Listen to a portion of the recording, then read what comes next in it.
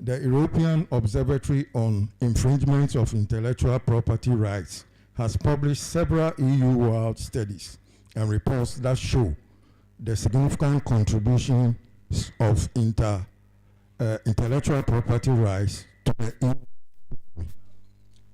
Mr. Chairman, intellectual property rights also have other benefits for owners and for the public. If a company protects its products or processes with intellectual property rights, it can derive revenue not only from the direct marketing, but also from licensing the intellectual property rights to third parties that manufacture and commercialize the products in exchange for a fee or royalty. These indirect revenues sometimes may exceed the profit resulting from the direct revenue. In a similar vein, they may be particularly relevant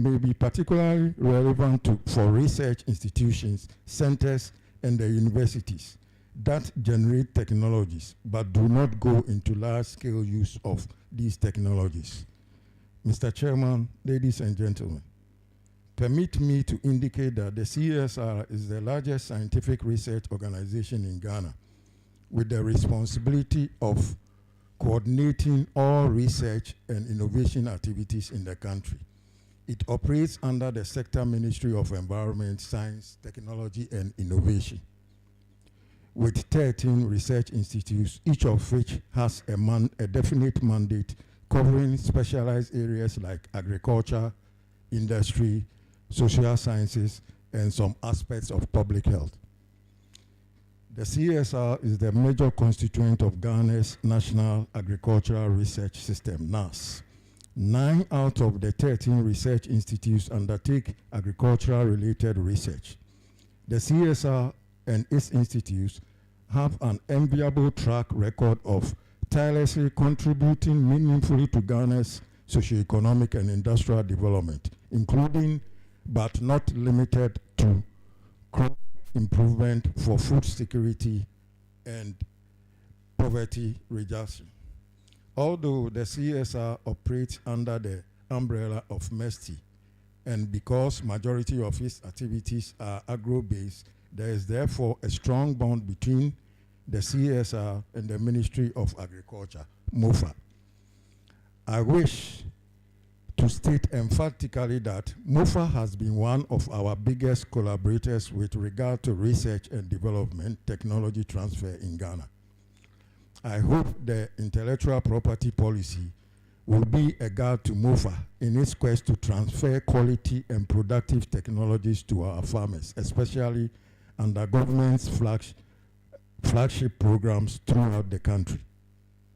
Distinguished ladies and gentlemen, once again, on behalf of the Council for Scientific and Industrial Research, CSIR, the Ministry of Environment, Science, Technology, and Innovation, and on my all to this important ceremony that marks yet another milestone in the life of CSIR. Thank you for your attention.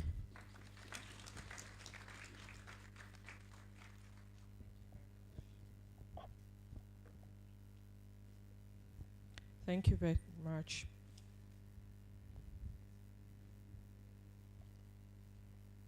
Now that we are all feeling welcomed, we'd like to introduce the chairperson for today. The chairperson for today is in the person of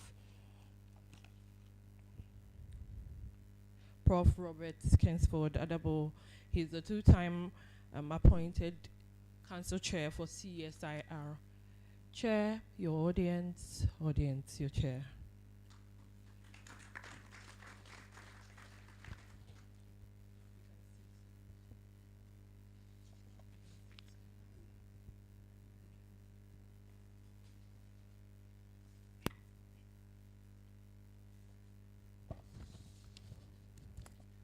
Good morning.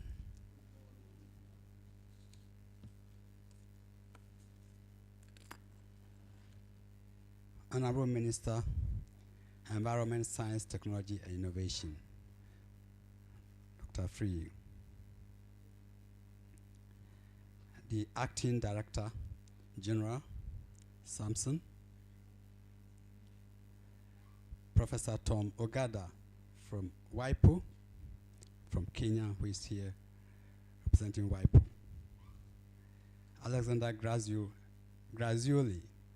who is the director of WIPO in our presence. You are welcome to Ghana. We have our own sister also here in the person of Asidu Loretta. Asidu, you are welcome.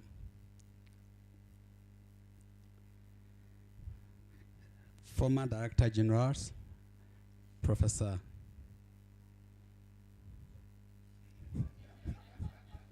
you know, let me go. Former Director General, other Director Generals, corporate directors, CSI staff, scientists, members of the press, invited guests, especially corporate directors who are here in our midst. Let me take this opportunity to welcome you. This is a very important occasion, and that we should all cherish in it. It is indeed an honor for me, personally, on behalf of the Council for CSIR, to chair this launch of intellectual policy for the Council for Scientific and Industrial Research. Let me use the opportunity to thank World Intellectual Policy Organization, WIPO, and the Ghana Intellectual Policy Organization, GIPO, for supporting this laudable project, especially the local team whose very hard working effort has committed into what we are having seen this morning. Let me also acknowledge the hard work, especially of the CSIR IP office I've just mentioned, both past and present. Ladies and gentlemen, beyond the knowledge benefits of IPRS, that is intellectual properties, it is widely used for the promotion in the creative art industry through publishing of music, films, etc., where copyright enables authors, performers, producers, and other creators of economic rewards in return for their creativity, which goes a long way to enrich cultural heritage, enhance cultural diversity, and benefit the society at large. Intellectual property issues, basic definition will include patents, trademarks, copyrights, trade secrets. Having these, it gives the owner of the property the opportunity to share their creations with limited competitions. Intellectual properties can sometimes be an extremely valuable bargaining chip or tool. Can be sold, can be bought for financial gain. We know many countries that have taken intellectual property issues to the higher levels. Finland, Switzerland, Japan, Singapore, New Zealand. These are countries that have taken intellectual properties to the higher echelon. We note that countries like China, the first on patents, followed by USA, have benefited from intellectual properties. We cannot do less. As an organization that are involved with technologies, development of technologies and other things that are aligned to it, we should take intellectual property issues very seriously. Distinguished ladies and gentlemen, the CSR has developed a lot of technologies which has been profiled, catalogued, and published for the information of the private sector, general public, and as a reference material. It is therefore gratifying that this IP policy has now been developed and published for the benefit of both the innovator and the CSIR. At Council, I remember that I have been quite vocal on the point that patency, as enumerated by organizations in Ghana, are on a very low side. And especially an organization like CSIR, which touts itself as the foremost scientific organization within the country, should have a lot of patents and benefit from We have to be the pace setters. And so I think that what we are doing this morning, we are doing the right thing to set the right ball in motion. On this note, I sincerely accept to chair this IP policy launch, and I also wish all of us a successful launch. Thank you for your attention. Thank you.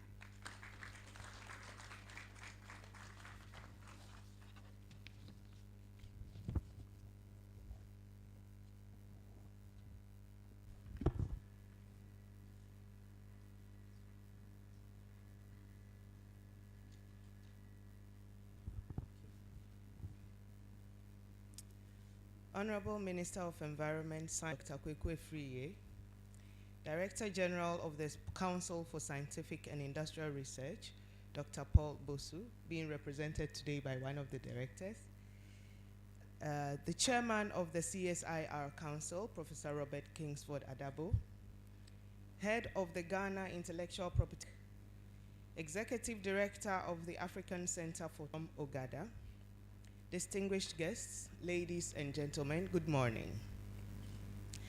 I have the honor, the Directorate of the World Intellectual Property Organization, to you all on this special occasion. I would like at the outset to indicate to be part of this important occasion. Property Organization, we would like to say a big ayiko to the Directorate and IP team of the Council for Scientific and Industrial Research, application of its institutional IP policy. I would like to note that the journey has been a long one, but I am happy to note also that it has concluded well. Ladies and gentlemen, in 2014, the CSIR requested support from the World Intellectual Property Organization to review an existing draft institutional IP policy. From 2014 to 2021, I must say, the document went through 2 reviews. The first review ending in 2016, and the second review beginning in 2019 and concluding in 2021. And so I feel particularly delighted to note that WIPO joined the CSIR as a partner on this journey from 2014 and is still here to see its final launch. As you would all be aware, research and development institutions and universities remain at the heart of the knowledge economy. Research creates knowledge, commercial products, and development of industries on the economy and its development challenges. Now, in order to address some of our socio-economic challenges, the knowledge produced by universities and R&Ds. It is interesting to note that the industrialized nations have enhanced their economic standing on the wings of innovation and technology, which are both dependent on research and knowledge production. The more we research, the more we increase our opportunities to create innovative technological solutions to our challenges. And in order to disseminate these solutions to consumers, the intellectual property system is key. Therefore, more attention needs to be given to supporting universities and research institutions by creating incentives, an enabling environment, and robust policy frameworks which foster research, innovation, and creativity.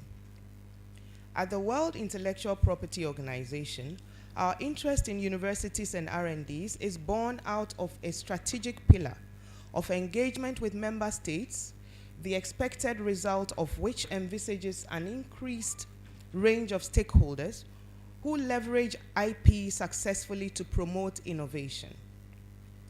By providing assistance in the development of tools that contribute to effective IP asset management, WIPO hopes to support researchers and innovators with the requisite frameworks which allow them to obtain compensation for their long and tedious hours of research.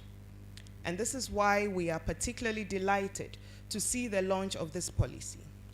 Together with its implementation, this policy is set to be the document which brings some clarity in the management of IP assets generated by the 13 institutions that make up this council. Ladies and gentlemen, I would be remiss in concluding without paying tribute to Professor Tom Ogada, Executive Director of ACTS, and Mr. Sam Anum Kwansa, whose guidance and support have been indispensable in this journey. I would also like to pay tribute to the head of IP Office of Ghana, Mrs. Grace Isahak, whose leadership has contributed to this perfect collaboration between WIPO and the CSIR.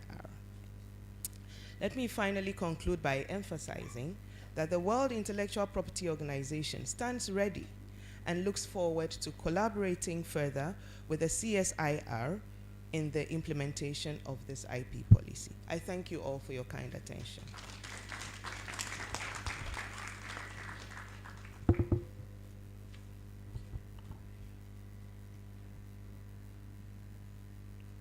Thank you, Mrs. Sasido. On Mrs. Grace Isahak, who is